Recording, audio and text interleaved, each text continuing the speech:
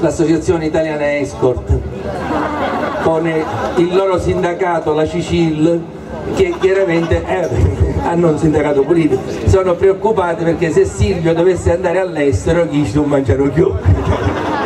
Quindi è un problema che già ci sono 8 miliardi, non so, mi pare, di ore di cassa integrazione, ci vuole pure che le mettiamo in cassa integrazione.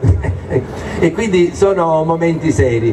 Tra l'altro vi devo dare anche una notizia per gli amanti della mortadella: non mangiate più mortadella nei prossimi mesi, perché dopo che ieri Giuliano Ferrara ha detto che il berlusconismo è una fede, non se ne hanno più notizie, quindi capace di vicino mortadella.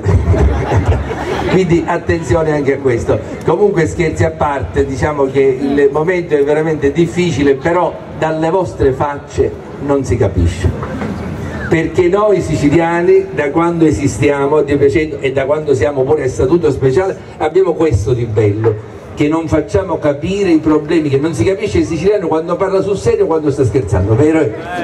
Questo perché? Perché abbiamo sempre dovuto difenderci, tra virgolette, da tutti questi stranieri che dai tempi dei Fenici, i Greci, i Normanni, gli Arabi, i Francesi, gli Spagnoli vengono qua non sapendo chi pisce è quello che sta di fronte. Come fa uno ad assumere posizione? Quindi uno si quartiera. Quindi se questo sa piglia a mano, uno ci dice subito: ma io scherzavo. E quindi